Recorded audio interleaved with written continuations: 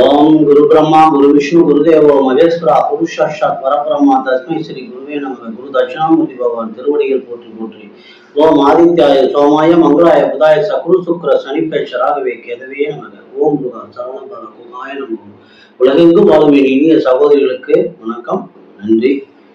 இன்னைக்கு இந்த பதிவுல என்ன பார்க்கணும் அப்படின்னா, 2024 அக்டோபர் மாத மேச ராசி பலன்களை பார்க்கிறோம். ராசி பலன்கள்ல முதல்ல கிரகங்கள் எங்கெங்க மாறி இருக்கு, அதனால என்ன பலன்கள் மாறி இருக்கு அப்படிங்கிறது ஒரு விஷயத்தையும், ரெண்டாவது உங்களுடைய ராசியில் இருக்கக்கூடிய மொத்தம் 2.25 நட்சத்திரம் இருக்கு. ஒவ்வொரு நட்சத்திரங்களுக்கும் எது எது நாள் சுப நாள், எது எது அசுப நாள், எது எது யோக நாள், எந்தெந்த நாள் அப்படிங்கிறதையும் தெளிவா கொடுத்துருக்குறோம். எதுக்காக இது கொடுக்குறோம் அப்படின்னா, நம்ம இன்னைக்கு ஒரு காரியத்தை ஆரம்பிக்கிறோம் அப்படின்னா, இன்னைக்கு இது நாளை எப்படி இருக்கு நமக்கு ஒரு துண்டு பேப்பர்ல எழுதி வச்சுக்கோங்க, ஈஸியா இருக்கும். எடுத்து கையில பார்த்துட்டீங்கன்னா ஜோப்ல வச்சுட்டு அப்படி பார்த்துட்டா இன்னைக்கு நம்ம என்ன பண்ணலாம், புதிய முயற்சிகளை ஏதாவது பண்ணலாமா, இல்லை இருக்கிற வேலையை அப்படியே செஞ்சுக்கலாமா, நமக்கு இன்னைக்கு நாள் எப்படி சக்சஸா இருக்கா இல்லையா அப்படிங்கிற முடிவு பண்றதுக்கு ஒரு ஈஸியான ஒரு சார்ட்டா இதை கொடுத்துருக்குறோம். அதுக்கு அடுத்தது நம்ம ராசிக்கு உண்டான தெய்வத்தையும் நட்சத்திரத்திற்கு உண்டான வழிபட வேண்டிய தெய்வத்தையும் கொடுத்துருக்குறோம். நமக்கு அதிர்ஷ்டத்தை தரக்கூடிய வீட்டுல பாக்கெட்ல வச்சுக்கக்கூடிய ஒரு படம், இது எப்பவுமே நமக்கு ஒரு அதிர்ஷ்டத்தை கொடுத்துட்டே இருக்கும். ஆக இந்த எல்லா விஷயங்களும் கலந்துதான் இந்த ராசி பலன்கள் இருக்கு. ராசி பலன்களை போலாம். என் அன்பிற்குரிய மேச ராசி நேயர்களே, உங்களுடைய ராசியினுடைய நாதன் உங்க ராசிக்கும் 8ஆம் இடத்திற்கும் அவர்தான் அதிபதி. 8ஆம் இடங்கிறது உங்களுக்கு தெரியும், ஆயுள் ஸ்தானம், கோர்ட்டு கேசு வம்பு வழக்கு அப்படின்னு சொல்லக்கூடிய எல்லா பிரச்சனைகளுக்கும் உண்டான இடம். அதுவே திடீர் அதிர்ஷ்டத்தையும் கொடுக்கக்கூடிய இடம். ஆக ஒரு ராசிநாதன் இந்த மாதம் 20ஆம் தேதி வரைக்கும் ராசிக்கு 3ஆம் இடமான சிறுதூர தைரிய வீரர் சகோதர ஸ்தானம் என்று சொல்லக்கூடிய 3ஆம் இடத்திற்கும், 20ஆம் தேதிக்கு மேல உங்களுடைய ராசிக்கு 4ஆம் இடம் சுகஸ்தானத்திற்கும், வண்டி வாகன யோகம் தாய் என்று சொல்லக்கூடிய 4ஆம் இடத்திற்கும் 4ஆம் இடத்திலும் இருக்கிறார். அப்ப இந்த மாதம் ஆரம்பமே உங்களுடைய முயற்சிகள் எல்லாம் மிகவும் வெற்றிகரமாக, அதுவே இன்னும் குறிப்பா சொன்னா செவ்வாய் பகவான் பாக்கியாதிபதியான உங்களுடைய ராசிக்கு பாக்கியஸ்தானத்திற்கும் விரயஸ்தானத்திற்கும் அதிபதியான குரு பகவானுடைய சாரத்தில் இருக்கிறதுனால, குரு பகவான் 9ஆம் தேதியிலிருந்து 9/10 வக்கரம் அடைகிறார். அப்ப வக்கரம் அடைகிற குருனால உங்களுக்கு, மற்ற ராசிக்கு அப்புறம் பார்க்கலாம், உங்களுடைய ராசிக்கு மேச ராசிக்கு மிக மிக சிறந்த ஒரு அபரிமிதமான ஒரு நல்ல தன யோகங்கள் எல்லாம் கிடைக்கக்கூடிய ஒரு அற்புதமான மாதம். ஏன்னா ராசி நாடன் 4ஆம் இடத்துல இருக்கிறார், சுகஸ்தானத்துக்கு இருக்கிறார், வண்டி வாகன யோகம் கிடைக்கக்கூடிய இடத்துல.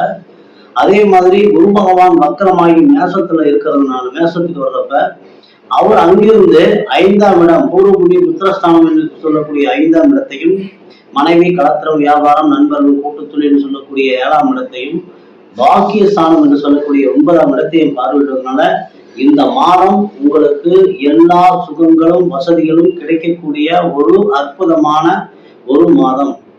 ஆனா ஒவ்வொரு இதுலையும் இருந்தாலும் மற்ற கிரகங்கள் என்ன சொல்லுதுன்னு பார்க்கணும்.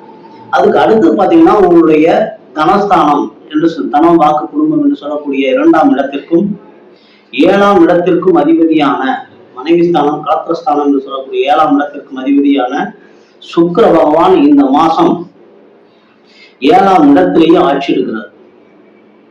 அதனால கலைத்தொழில் இருக்கிறவங்க, திருமணத்துக்கு முயற்சி பண்றவங்களுக்கு, குழந்தைகளுக்கு இந்த மாதம் குழந்தைகளுக்கு முயற்சி பண்றவங்களுக்கு, கூட்டு தொழில வியாபாரத்துல லக்ஸூரியஸ் பெண்கள் சார்ந்த ஆடை ஆபரண அணிகலங்கள் விற்கிறவங்களுக்கு, இவங்களுக்குலாம் இது ஒரு அற்புதமான மாதம். 12ஆம் தேதிக்கு மேல, இது எத்தனை நாள் வரைக்கும்னா 12/10 வரைக்கும் தான் சுக்கிர பகவான் ஆட்சியில துலாத்துல இருக்கிறாரு. அதுக்கு அடுத்தது உங்க ராசிக்கு 8ஆம் இடத்திற்கு வந்துடுறாரு. அப்படியே அந்த ட்ரெண்ட் மாறிடும்.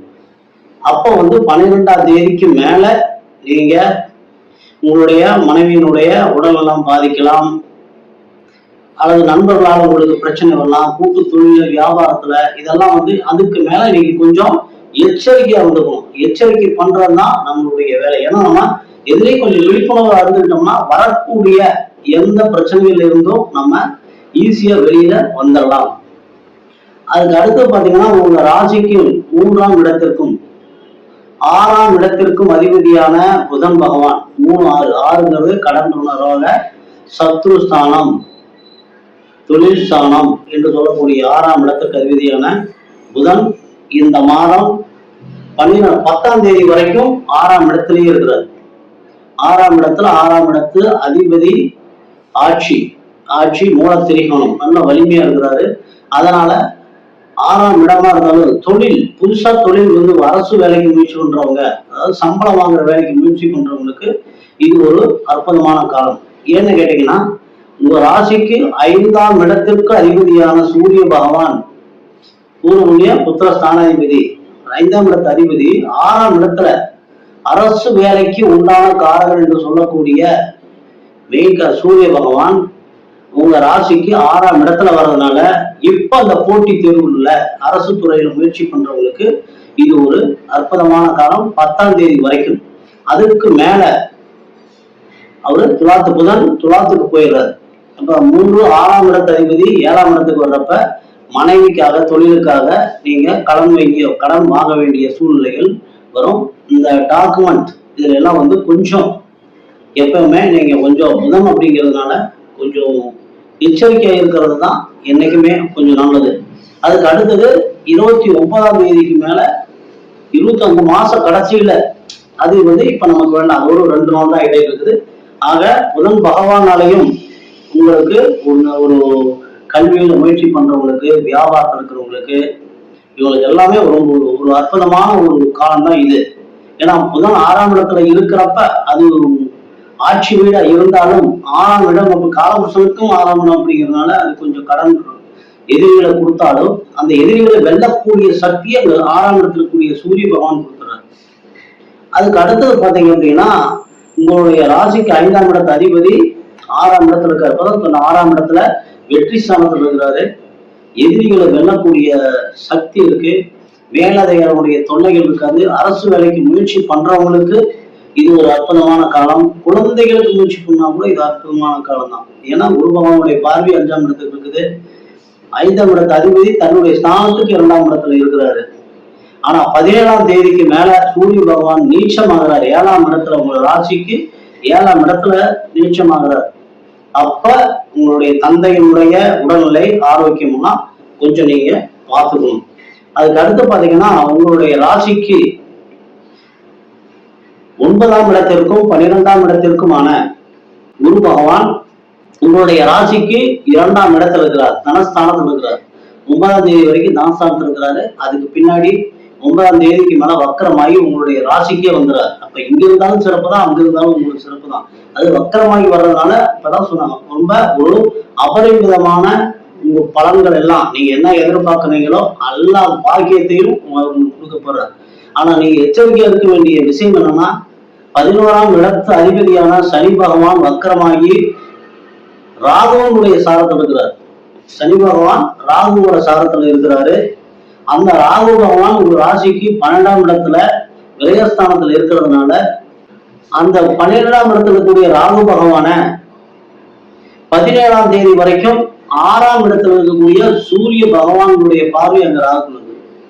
அப்ப ராகு சூரியனுடைய தொடர்பு இருக்கிறதுனால நீங்க வெளிநாடு வெளியூர் போறவங்க, வண்டி வாகனத்துல போறவங்க எல்லாம் கொஞ்சம் ரொம்ப ரொம்ப எச்சரிக்கையா இருந்துக்கிட்டீங்கன்னா உங்களை நீங்க காப்பாத்திக்கலாம். மற்றபடி பாக்கியத்துக்கு குறைவில்லாத அற்புதமான ஒரு மாதம் மேசராசிக்கு. மேசராசி நண்பர்களுக்கான சந்திராஷ்டம தினங்கள் 6/10/24 மாலை 5:30 முதல் 9/10/24 காலை 4 மணி வரை. அஸ்வினியில பிறந்த சுப நாட்கள் அக்டோபர் 1, 3, 5, 7, 10, 14, 16, 19, 22, 25, 26, 28, 30. அசுப நாட்கள் அக்டோபர் 12, 17, 20, 21, 23.